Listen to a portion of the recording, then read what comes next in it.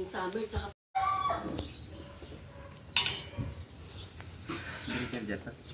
Meron.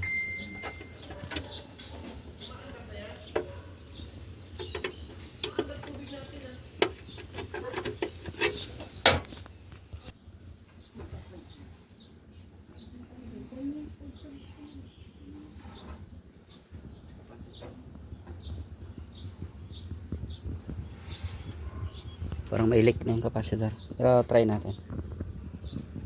Taas ka?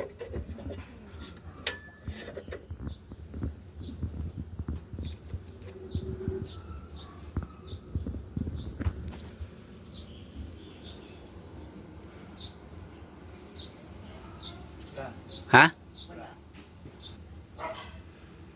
Ayan, nakatunti pa.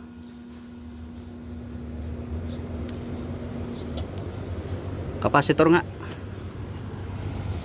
Naugong lang eh.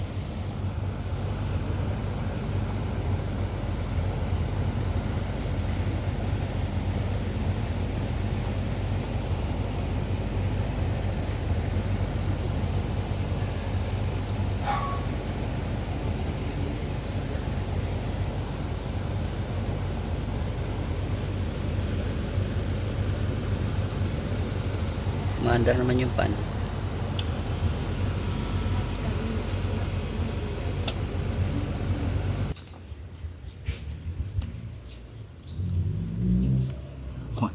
Wala na. 1.3. 1.3. Ilan yan? 15 UF. Ayan. bibilihan pa. Wala kang ganyan. Wala ma'am, may matas yung akin eh. Ah. Kailangan kong kumuha muna ng ganyan. Pero ngayon din. Apo. Baka mawala kasi matutulog ko yun. Apo, siguro ma'am, mamaya bago mag-lunch siguro dito na. Ah, sige. Antayin ko na lang kasi babalikan ko din yung sasakyan na iniwan ko sa Bel Air. Ay, apa. Sige pa. Pagkatapos sila natin. Apa, ma'am. Ayan, mga kerkon. Kapasitor. At kukuha muna kami ng kapasitor. Dahil yung error niya ay easy. Kapasitor lang. Mamaya ang karugtong.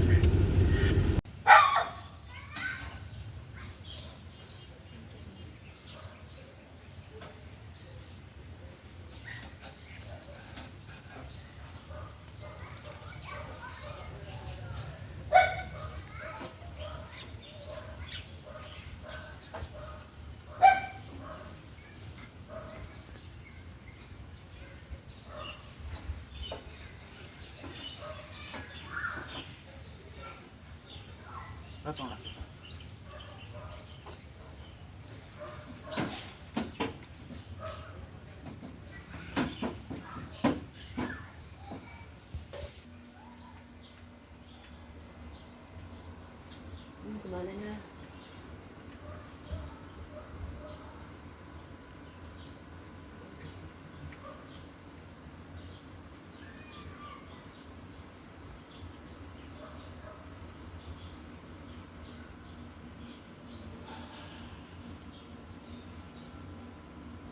Araw-araw kayo may gawa niya ngayon? Opo. Dahil mainit eh. Oo. Kailangan ng aircon.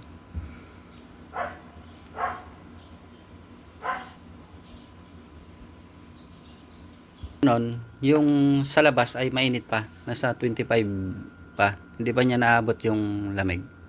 Yung isang midaya ko ganun eh. Nakakadalang Apa. midaya. Lagi sa sira. Room temperature yun eh, mga ganun. Hindi tulad ng ganito na direkta sa ano. Kung ano yung nandyan, ganun din yung sa remote. Inverter pa yun, pero parang hindi siya ganun kaganda. Midea po. Sa isang